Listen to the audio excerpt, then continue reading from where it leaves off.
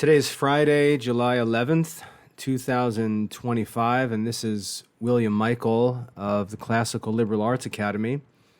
Before I get started with today's topic, I'd like to ask you, if you're following on YouTube, to take a minute and subscribe to the Academy's YouTube channel to support the channel and to be notified when new talks are posted.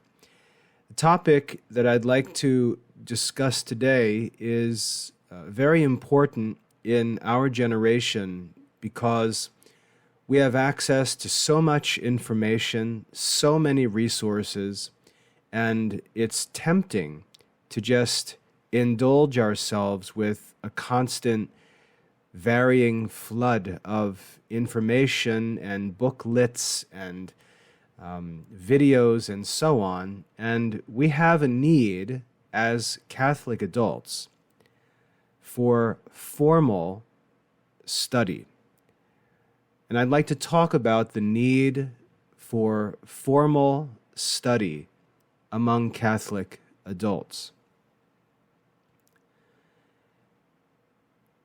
In the contemporary world, Catholic adults are increasingly surrounded by a continuous and constantly growing stream of content, books, podcasts, online lectures, videos, social media commentary, on and on and on.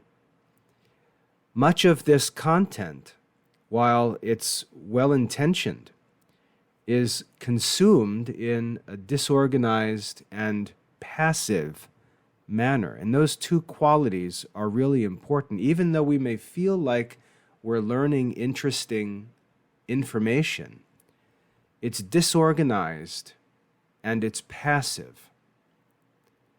The result is not intellectual formation, but mere fragmentation. It's like collecting individual sheets of paper but never having a filing system or any kind of organization. It may be interesting to see and read all the different sheets of paper as they come in, but no system of thought develops, no order in our thinking develops. There's no ability to retrieve information in an efficient or a useful way. And so what's happening is we're not developing intellectually. We're just entertaining ourselves with lots of information. Catholic men and women may pursue occasional readings, sporadic readings in theology or philosophy. They may watch a few lectures on sacred scripture or learn some information about the lives of the saints. They may come across some attractive quotes from famous philosophers like Marcus Aurelius or St. Augustine, but without a coherent framework of study, these pursuits often fail to produce any real understanding or moral transformation. And I think as adults we feel this. We feel like we're always learning. As St. Paul says, we're always learning but never able to make progress, to come to a knowledge of the truth. We're not developing intellectually. We're just gathering, not even gathering, but just viewing all of this content. The Catholic tradition doesn't regard the search for truth as a random collection of impressions or inspirations. It recognizes that the development of the intellect, like the cultivation of virtue, requires structure, consistency, and a clear sense of purpose. For those who wish to grow in wisdom and live a life guided by faith and reason, the path to this formation is not through scattered consumption of content. No matter how good individual pieces of that content may be, but through the disciplined pursuit of a formal and integrated program of classical Catholic studies, a system of learning. The problem with casual engagement in books and media is not always the content itself, and often we make good choices to avoid intrinsically bad content, especially in a generation like ours where pornography is so prevalent and so widely abused even by Christian people. We often make good choices to look at good content, to read good books, to watch good videos, and so on. But the problem is not the content itself. The problem is also the manner in which content is encountered. A Catholic may spend considerable amounts of time reading excerpts or selected quotes that are copied and pasted around from the Church Fathers, may watch theological commentaries, may scroll through curated quotations from various saints and philosophers. But if the intake of this information is not being guided by a structured plan of study, it will fail to yield any real progress in understanding. And before I go any further, I want to share an important quote from John Henry Newman. I recommend you find it online and read the book that he wrote. He wrote a whole book on the idea of a university. And he points out a very important problem in modern society. And remember, he was writing in the 1800s. So what he considered modern society is light years behind what we're dealing with in 2025. He said, in an age like today, where books abound, and he was just talking about the abundance of reading materials in the late 1800s, really sort of the golden age of book publishing. He said, in an age like this where books abound, it's common for people to mistake the love of reading for real study.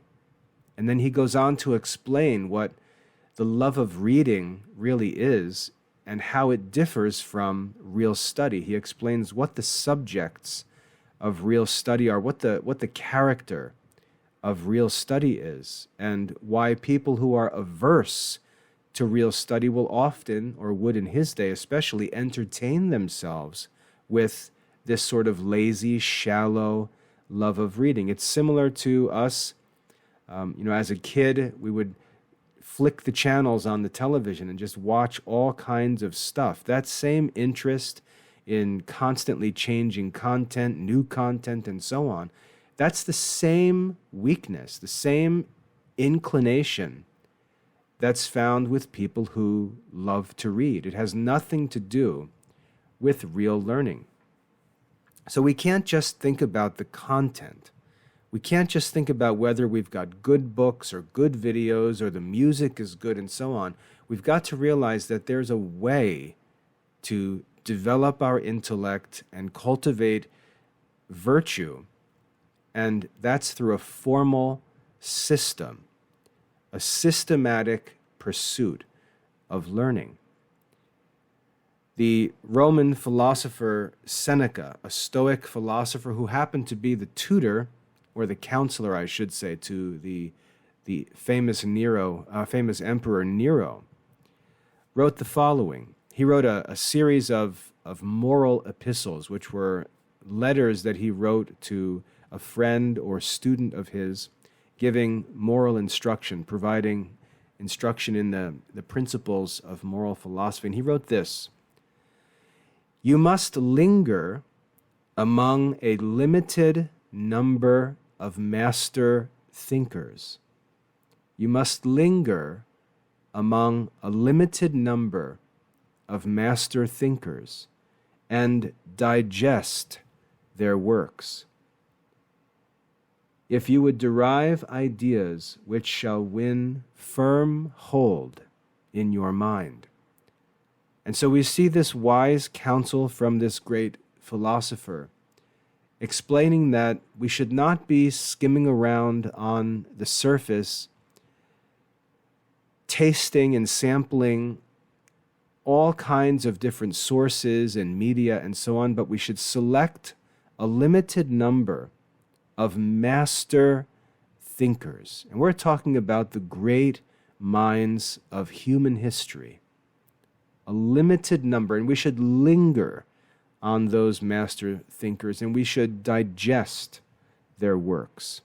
Not skim, not use as reference, not bounce in and out of different works, but we should linger on their works, we should meditate on their works, so as to digest their teaching. That's how to develop a strong intellect, a well-ordered intellect. Intellectual stability, which is what we desire, doesn't come from variety, which is what we're tempted to seek today. We have this idea that the person who's got the most widely varied knowledge in his head is smart or clever. But that's not real learning. What we want is intellectual stability, and that comes not from variety, but from depth, from lingering in the works of master thinkers, the greatest minds in human history. A mind that constantly shifts its attention from one subject to another becomes restless and unsettled, and is restless and unsettled.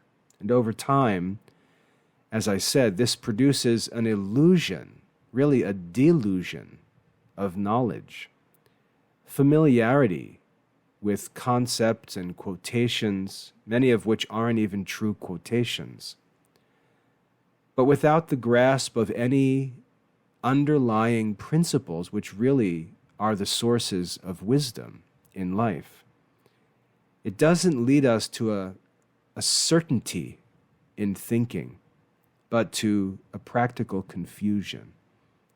St. Paul warned the early Christians of a similar danger, and this warning has been given by all wise men all through history. He wrote that believers should not remain as children, being tossed to and fro, carried about with every wind of doctrine. He says this in his epistle to the Ephesians. We shouldn't be as children just bouncing around all over the place. He urged Christians to grow into a mature understanding, built upon the foundation of sound instruction, systematic instruction.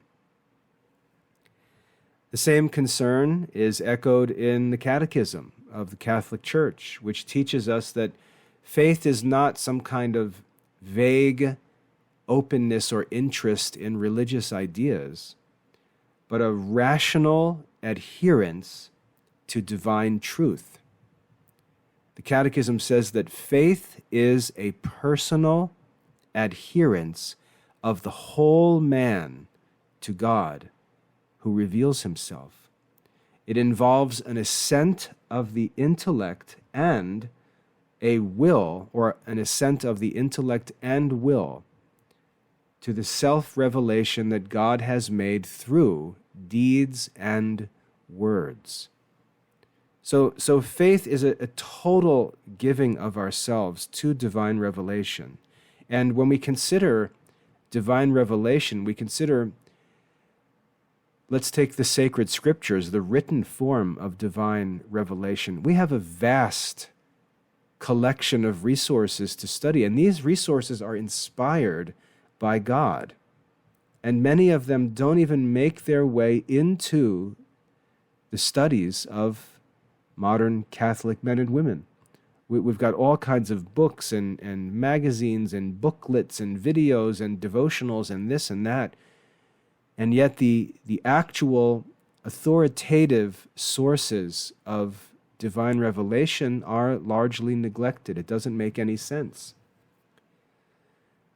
And along with sacred scripture, we have the official teachings, the systematic teachings of the Catholic Church, which are most perfectly available to us in the Catechism of the Catholic Church, but outside of that, in the liturgical rites of the Church, in the Liturgy of the Hours, and so on. So we've got these, what I've talked about in the past, these primary sources of Catholic learning, and they're largely neglected. They're often treated as secondary, and Catholics are constantly collecting all kinds of books and materials and passing around videos and links while neglecting the real meat and potatoes of the Catholic intellectual life. The kind of adherence that the Catechism talks about, adherence to God Himself, by a total giving of self to the content of divine revelation, can't be cultivated through fragmented, sporadic, chaotic exposure to religious media, no matter how good that media may be. It requires formation. And think about that word, formation.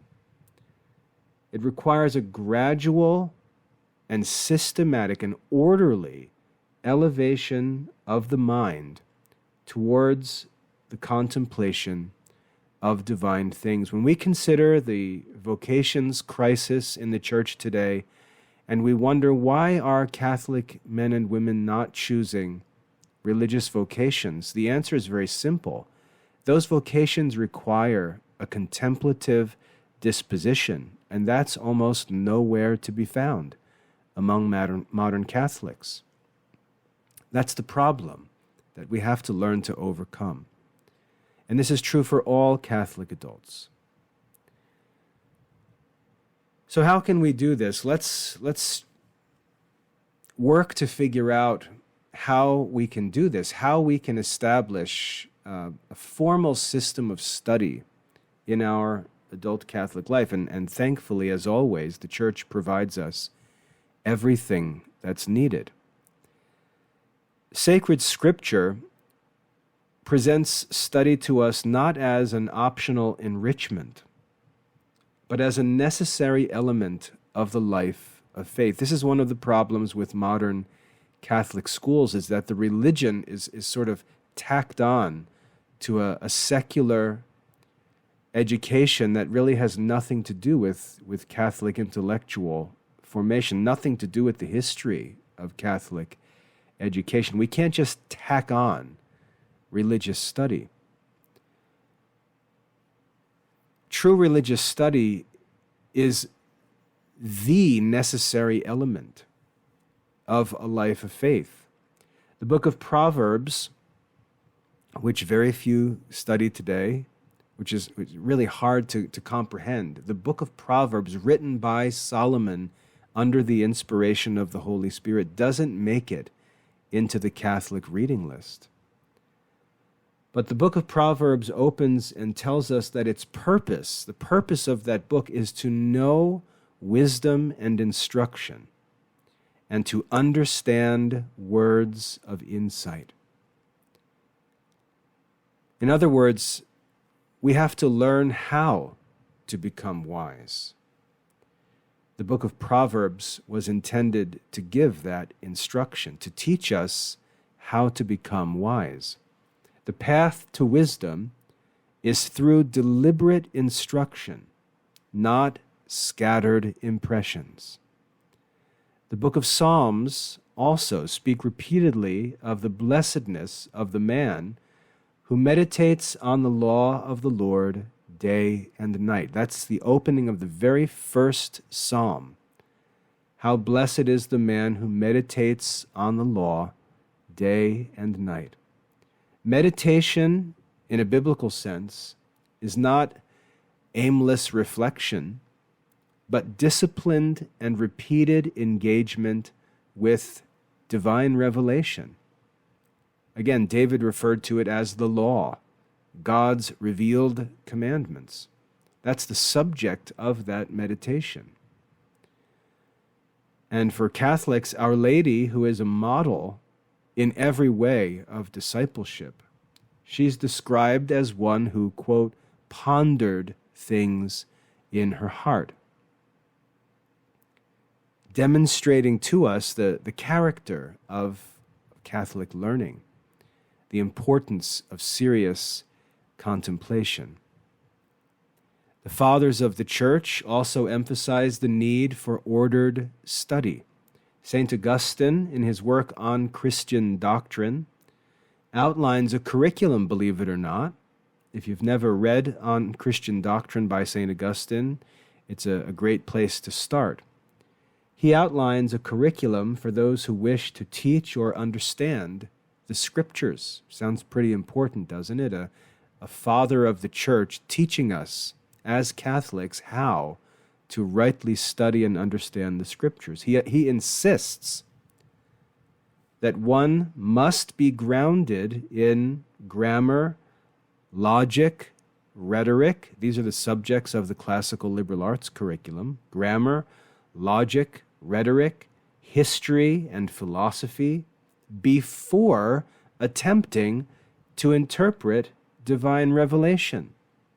And in fact, the reason why we would say that Protestants are not fit to interpret the Scriptures is because they do not have a knowledge of the prerequisite subjects of study, which were always held in honor in the Catholic Church.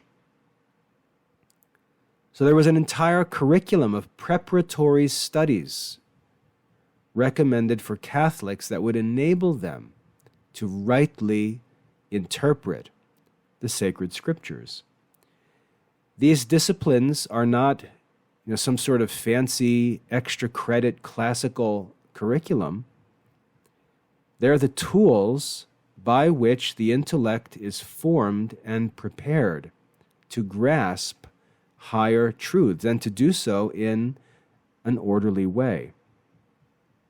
St. Augustine wrote, "Let him who is a good and true Christian understand that truth," and by this he means truth in all of its forms, "belongs to the Lord, wherever it is found." And he said that in the context of defending the study of non-Christian educational resources, like the writings of the ancient wise men. He said, the truth that is in the writings of the ancients, that is Christian truth. Truth is truth. We can move from St. Augustine, who's an amazing example of that orderly, disciplined study, to St. Thomas Aquinas, who takes it even further. St. Thomas follows the same model in the Summa Theologica. And in case you don't know, St. Thomas Aquinas, we may think of all of his amazing achievements. Let's remember that he died at age 49, so all of his great works were completed while he was still a young man. And he was sent to school at a Benedictine monastery when he was 5 years old. He was raised really by the monastic life and the divine office, the order of the life of the monastery. Think about that. In the Summa Theologica, we see him modeling the most impressive example of a well-ordered and systematic Christian mind. Each question and article builds upon what has come before, leading the student gradually from the most basic philosophical concept to the highest and most profound mysteries of the faith. Think of the preparation and the meditation and organization needed to put together such a work. Aquinas doesn't assume that a student can approach theology without first being grounded in logic and metaphysics. There's an expected educational program assumed by the teachings of the great doctors of the Church. And the good news, I want to say, the good news is that this system of learning is available to us. It's accessible to us today, more accessible to us than it ever has been to men at any time in history. And in these examples, we find a consistent principle, and this is what I really want to emphasize here. The Catholic intellectual tradition is ordered, it's cumulative, and it's hierarchical. It's systematic. That's what scientific learning was, as that phrase scientific learning was understood throughout history. That's what it meant to have science. Ordered, cumulative, hierarchical knowledge, to know the true causes, to know the elements and principles of a subject. That alone was considered knowledge. And the test of knowledge, according to Aristotle, how we can know that we have true knowledge, Aristotle said that we're able to teach. We're able to teach. We're able to pass that knowledge on to others in an orderly and systematic way. That's when we know that we understand a subject. So let's consider the philosophical foundations of order in knowledge. And by the way, I just want to say that when St. Thomas Aquinas teaches about the role of a wise man, what is it that makes a wise man a wise man? He says that it's the duty of a wise man to order things. To order things. And the things that the wise man is to order include his own thoughts, his own will, the affairs of his own life, and so on. And the only way that we can order something is to know what the ends of things are, and the ends of different things, because they relate to one another.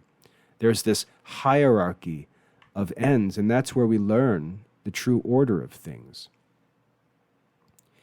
In the classical tradition, which you probably know I teach in the Classical Liberal Arts Academy, knowledge is not seen as a collection of facts. It's not encyclopedic as it is in modern schools.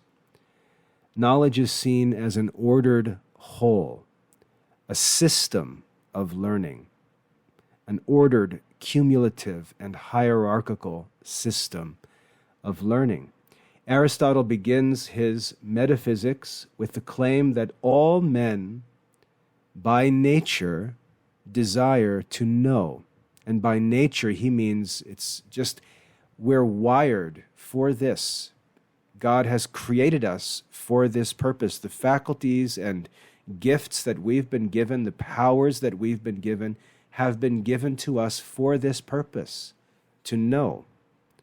We're rational creatures, and we have a desire by nature to know. Yet he distinguishes between different kinds of knowledge. Some knowledge is more universal, applies to many different subjects. Some is more certain. Some is more noble. Philosophy, he argues, begins with wonder, a desire to understand the cause of things, represented by the question why or how. We want to know the cause. That's wonder. But he doesn't end there. A true desire for knowledge doesn't just sit and idly wonder, but it seeks out the causes and principles, and it proceeds in this pursuit of knowledge in a rational sequence. There's an order to this pursuit of knowledge. And before I say anything else, let me just say that the good news for us, especially as adults, is that all of this work, most of this work, I should say, has already been done by wise men and saints in history. It's all prepared for us. We simply don't make use of it. And that's really what I want to try to discourage and challenge Catholic adults to change in their life. In another of Aristotle's works, the Posterior Analytics, one of his works on the science and art of logic, he emphasizes that genuine knowledge is achieved only when the mind grasps the necessary connection between causes and effects. That is, when we understand effects and their causes. That's, again, true knowledge. And this is possible only when learning proceeds in an orderly fashion. One must begin with what is better known to us, things that we know through our senses, through our observations and experiences, and then ascend, or really go deeper, to what is better known by nature. And this is philosophical language, but what he means is the principles and the causes that underlie the things that we observe and see. So we look out and see things, we observe phenomena, we see and feel effects, we experience things. But the knowledge that seeks to go beyond that, to understand the causes, the principles, the elements of those things, that's true knowledge. Aristotle wrote that we suppose ourselves to possess unqualified scientific knowledge of a thing when we think that we know the cause on which that thing depends. In other words, our minds are never satisfied. Our minds never think that they know something until we're pretty confident that we know the cause of it. That's real learning. And again, this understanding can't be reached by irregular exposure to disconnected subjects or just tons of random content. It requires study, memory, method, and lots of time. Marcus Aurelius, whose name you may find familiar from the popular movie Gladiator. Marcus Aurelius was a Roman emperor, but he was a Stoic philosopher, and he wrote a book called The Meditations. Writing as a Stoic, he also knew the importance of self-discipline, obviously, and intentional or purposeful reflection. In his meditations, he cautions against allowing the mind to drift or to be governed by emotion or external influences. He called instead for rational mastery of one's thoughts, control of one's thoughts, rooted in habitual attention to higher things. In other words, we have to focus our attention on necessary and important things. He said famously, the soul becomes dyed with the color of its thoughts. The soul becomes dyed with the color of its thoughts. In other words, the mind becomes what we allow it to think about. And though he, amazingly, like Aristotle, did not possess Christian revelation, his insights remind us and kind of shame us to realize that human flourishing depends on the thoughtful ordering of our interior life, not on the accumulation of information or impressions. It's a focused, disciplined attention to what's most necessary in an orderly, cumulative, and hierarchical manner.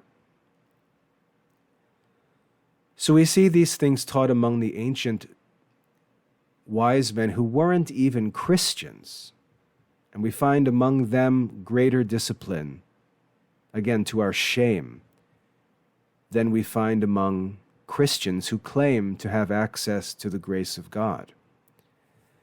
And when we come to Christian teaching, we find the same things being taught. The Catechism, again, underscores that the formation or the shaping of the faithful is not limited to childhood. Most people, when they talk about education, they talk about something they did when they were kids. But there's no such thing as the education of children that stops at some point that doesn't continue throughout life. That whole idea of studying when you're young and then no longer studying when you come to full strength, to full maturity. Just think how irrational that concept is. We ask children to study when they're developing intellectually, and then when we come to full intellectual strength, we no longer study in a systematic way. It doesn't make any sense. The formation of the Christian faithful is not limited to childhood. Adult catechesis, the Church teaches, is in many respects the most important form of instruction. Adult catechesis. And it's worth knowing that the Church published an important book, Catholic Catechism for Adults, which you should check out. But anyway, the Catechism says the following. It says, the catechesis of adults is the principal form of catechesis because it is addressed to persons who have the greatest responsibilities and the capacity to live the Christian message in its fully developed form. Adult catechesis, adult faith formation is the most important, is the principal form of catechesis because adults can put it immediately into practice in its most developed or perfect forms. We teach our children the faith, and we do so as sort of an investment in the future, hoping that their will embraces the faith, and then their instruction comes to their benefit. But for those of us who are adults, our Catholic studies, our formation immediately can influence our lives, can immediately assist us in important responsibilities, important life-changing decisions which we need to make in our different circles of influence. And that catechesis is most important and commonly neglected. Faith, if properly understood, involves both the intellect and the will. And this is one of the reasons why Aristotle actually says that philosophical instruction or moral instruction is really not appropriate for children because they just don't have experience in life to appreciate moral instruction.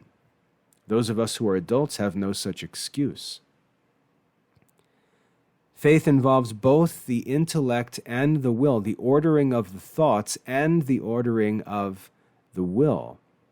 It's not a matter of feelings or just inheriting some sort of cultural traditions or customs or information, but it's a matter of rationally assenting to divine truth. And this assent, this ability to assent to truth, to have true faith, assumes that there is instruction being received or being pursued. And when I say instruction, I don't necessarily mean a living class where we're being taught by a teacher. I just mean even the study of the writings of the doctors, which means teachers of the church, the teachings of the church. Believing, the Catechism says, is an act of the intellect assenting to the divine truth by command of the will moved by God through grace. So it's both the intellect and the will studying and learning the truth, and by the grace of God moving to accept or assent to it. Both the intellect and the will. We can say, oh yeah, well the devil believes. Yes, the devil has the intellectual knowledge, but the devil does not assent with the will to the truth. True faith is both understanding and obeying. That's why it's referred to as the obedience of faith in St. Paul's letter to the Romans. This act of faith, and just think of that, an act of faith, can only be sustained when the intellect is being formed, Without such formation, adults may remain dependent on the views of others, or they may become vulnerable to doctrinal error because they just have no framework, no grid by which to evaluate things that they see or hear. They just go by their feelings, whether it agrees with their own opinions, whether it's convenient for them. They really don't possess any sort of systematic measure that can be used to discern whether something is true or false.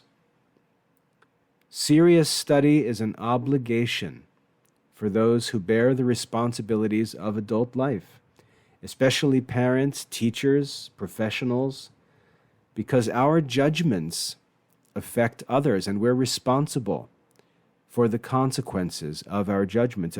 Again, I always say this, but the mission of the laity is not just to go into the world and follow the best practices established in all the different industries we work in. That's not the mission of the laity. The mission of the laity is to direct temporal affairs according to God's will. And again, that assumes we know God's will. It presupposes some kind of formal study and knowledge of the will of God in many different areas, general areas and specialized areas. And you can say, well, how am I supposed? That's the whole point. It requires formal, purposeful study. That's the point. We're in positions where our judgment has significant implications for those around us. It's part of our moral responsibility, and we need to study to fulfill that responsibility. We need a serious and structured course of study. We can't just dabble and play around with all kinds of information. A formal program of classical Catholic study offers a coherent framework for intellectual and spiritual growth. It actually provides us with an incremental set of steps that allow us to move from the beginning to the end. We need a system. That's what a curriculum is. We need to have a systematic plan for this study, a coherent framework for intellectual and spiritual growth. This allows a student to acquire knowledge in the proper order, beginning with foundational disciplines such as grammar, logic, and rhetoric, things that we cannot take for granted among modern adults because they are not taught in modern education and haven't been taught for centuries. But these foundational disciplines, and we're not talking about cheesy little workbooks or popular books on logic, the fallacy detective, and all of this silly Barnes and Noble nonsense. We're talking real systematic study of these classical liberal arts. Remember, the writings of the master thinkers, not of people writing books to make a quick buck. Grammar, logic, rhetoric, moving on to the mathematical arts. And we're not talking about modern practical mathematics. We're talking about the philosophical mathematical arts, arithmetic, geometry, astronomy, and music, subjects that modern Catholics know almost nothing about. Studies that were taken for granted by men like St. Augustine, who writes about them all the time and shows off his knowledge of them in his writings.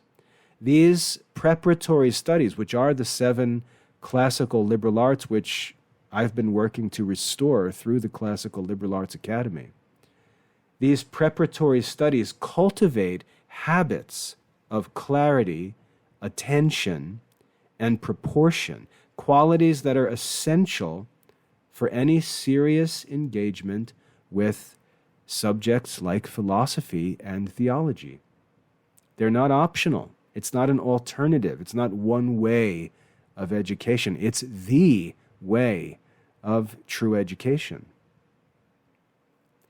And from this foundation, when this foundation is established, the student can then advance to philosophy, to natural philosophy, moral philosophy, metaphysical philosophy, and then through philosophy, continuing to ascend to sacred theology, or as St. Thomas calls it, sacred doctrine. And sacred theology in this ancient system of learning was considered the end goal. So think of it as a great staircase or as a mountain. And we begin at the base of the mountain with the fundamental studies of the 7 classical liberal arts, which are great studies in themselves. And as we move through them, we continue to make our way up the mountain, and we get to the study of the philosophical sciences. And we go through them and prepare ourselves for the remaining climb, which leads us to the summit of the mountain, where we study and enjoy the possession of theology, and then can turn around and look back and see the entire system of learning beneath us. That's the vision of true Christian learning, this formal learning that's necessary for Catholic adults. So sacred theology was always seen as the queen of the sciences, not something that just gets velcroed onto the side as an extra subject or elective. And sacred theology draws, as we know, from both sacred scripture and, or I should say, from divine revelation and human reason. It's not one or the other. Sacred scripture is approached not as a bunch of isolated books or cute quotes that are pulled without context, but as a part of a unified whole, part of this whole system of Christian learning. It's really amazing when you think about it. This whole system of Christian learning, with everything being interpreted within the tradition and teaching authority of the Church, which has presided over this system of learning for thousands of years.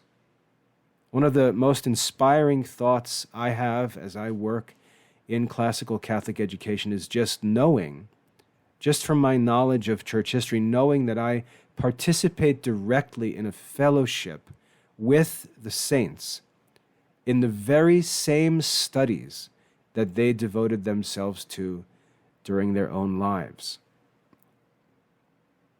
This is a great source for us of clarity in thinking and also confidence in thinking. We look at everything through the eyes of the teaching authority of the Church, which, as I said, has presided over this system of learning for thousands of years.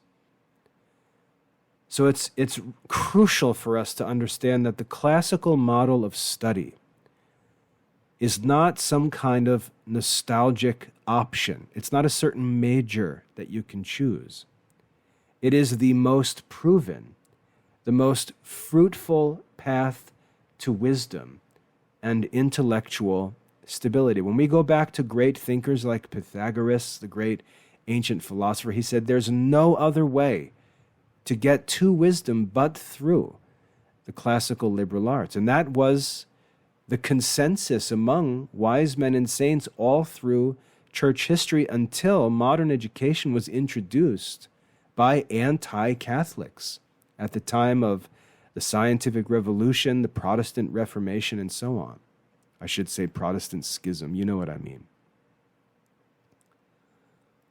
But this classical model of study is our inheritance as Catholics, and we've neglected it.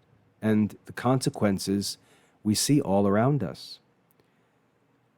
Those who follow this path gradually learn to think in an integrated way. They're no longer dependent on trends or personalities. They're not going to be talking about whoever the new guru or new celebrity is that's being promoted by the publishers. They're rooted in the master thinkers. They're not being tossed to and fro by every new celebrity, every new cool face or charismatic teacher. They're rooted in studies that will never change, in authors who will never be replaced. And we'll spend our whole lives lingering on the master thinkers, as Seneca advised us, will understand how the truths of the faith relate to one another, and will be better equipped to live and explain the Catholic life with clarity and confidence. Now, having explained that, it provides a good context for me to share what we're doing in the Classical Liberal Arts Academy, because this is all open to you, and it's open to you freely. And I'd really like to make sure that Catholic men and women understand what it is that's available in the Classical Liberal Arts Academy. The Academy exists to restore, and we've been working for 25 years to restore this model of Catholic education and make it accessible to modern students.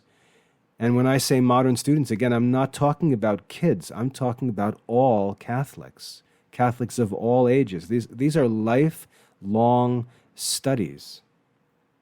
The curriculum that's available in the Academy is not a modern fad. It's not some interesting idea or some novelty.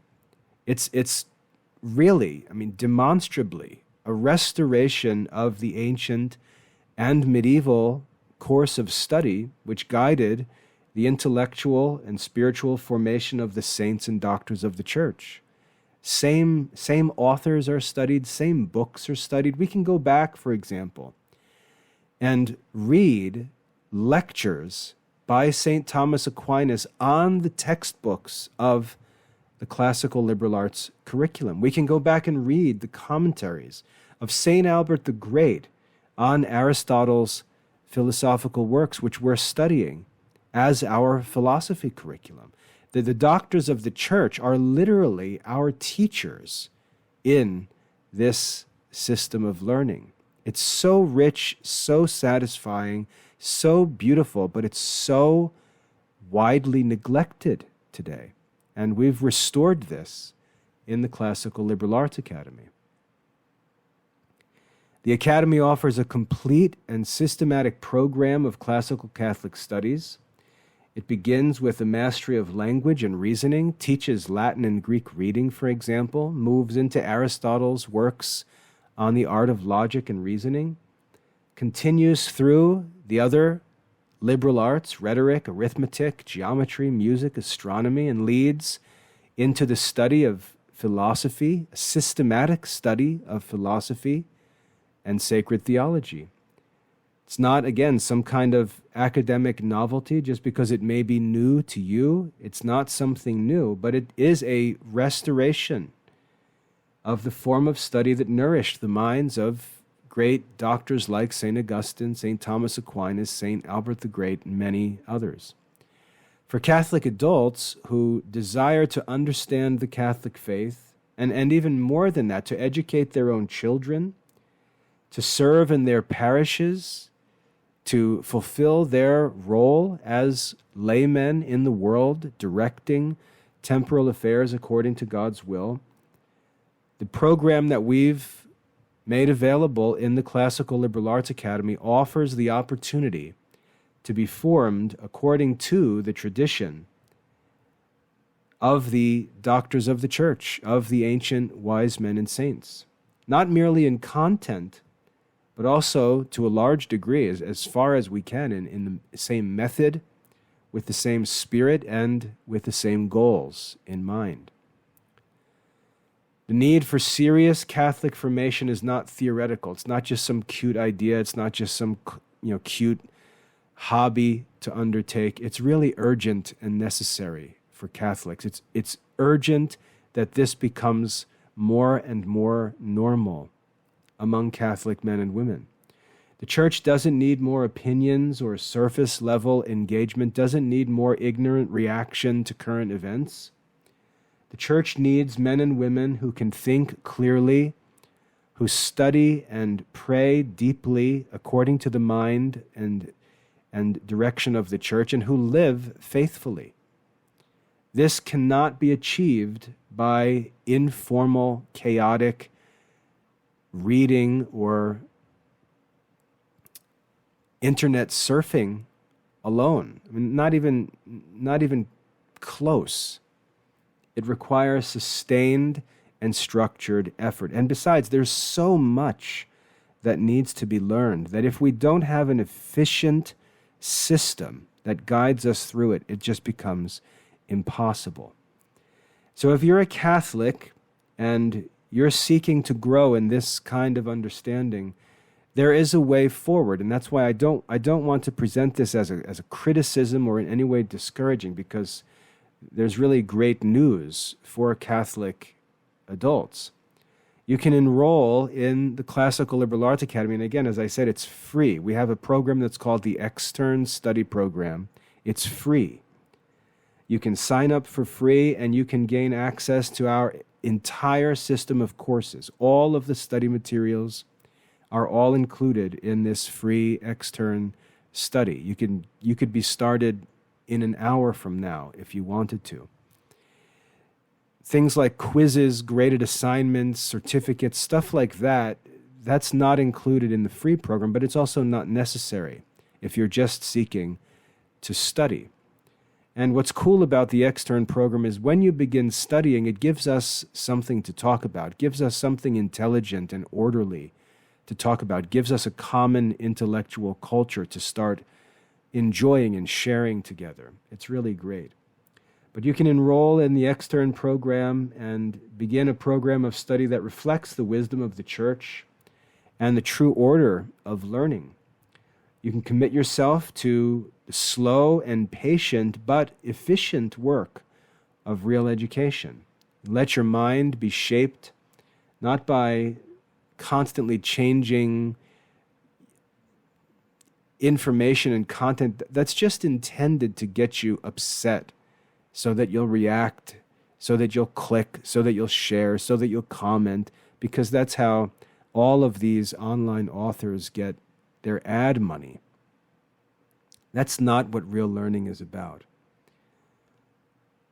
But you can allow your mind to be formed by what is true and enduring. Classical Liberal Arts Academy exists to serve this need among Catholics. It invites Catholics to take up the path of study, again, not as a hobby, but as part of our Catholic vocation. Whatever that vocation specifically may be, the educational system is the same. Not for the sake of arguing, not for the sake of just being able to get into disputes and try to defeat people in arguments, but for a genuine, a sincere love of the truth. So we have a lot to do, and I hope you find this talk encouraging.